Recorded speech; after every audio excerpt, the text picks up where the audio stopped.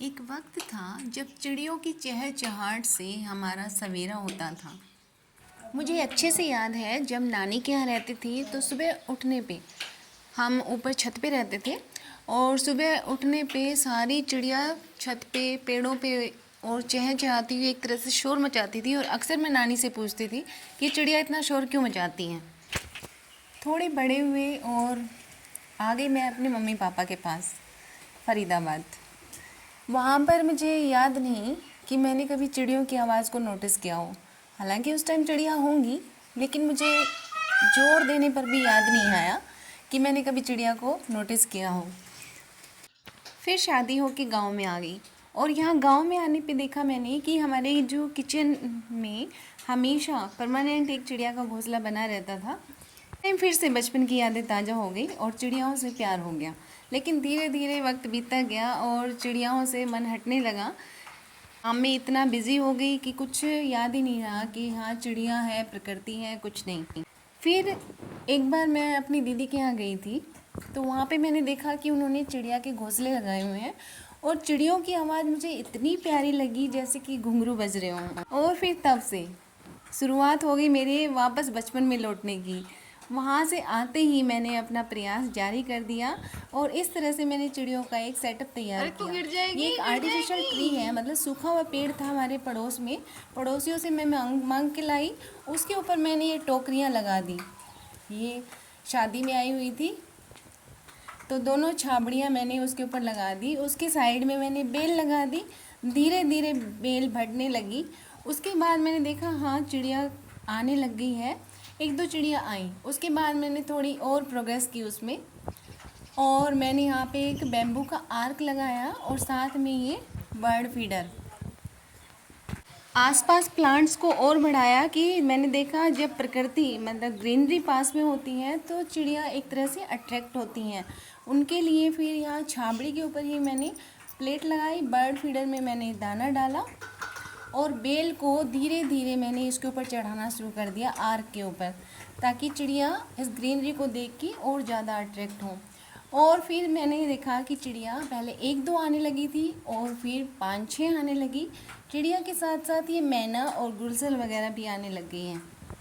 फिर उनके सेटअप में मैंने कुछ और इंक्लूड करने की सोची और मेरे प्लॉट में एक वेस्ट डंडा पड़ा हुआ था, ये कर्टन रॉड जो होती है, उसे मैं उठा के लाई और उसको एक पॉट में मैंने लगा के थोड़ा ऊपर से बेंड कर दिया और ये मैंने सेटअप तैयार कर दिया।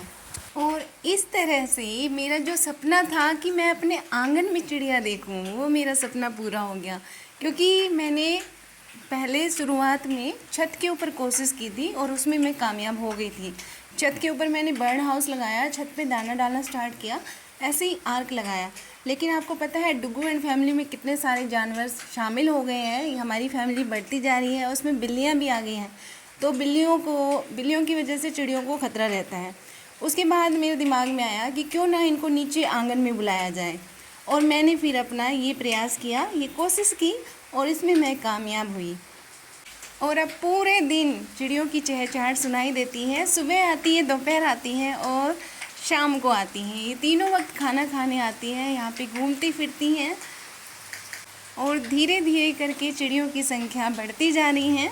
मैंने एक कहानी पढ़ी थी जिसमें एक दादी माँ थी जो चिड़ियों को दाना डालती थी और धीरे धीरे करके उसकी चिड़ियाएँ भी ऐसे बढ़ने लगी, पूरा आंगन चिड़ियों से भर गया। और जब उनकी डेथ हुई तो उसमें बताया गया कि जिस दिन दादी माँ की डेथ हुई थी वो चिड़िया शोक मनाने के लिए आई थी। पूरा आंगन उनका इंसानों की बजाय चिड़ियों से भरा हुआ था और डेड बॉडी के पास वो चिड़िया बैठी हुई थी।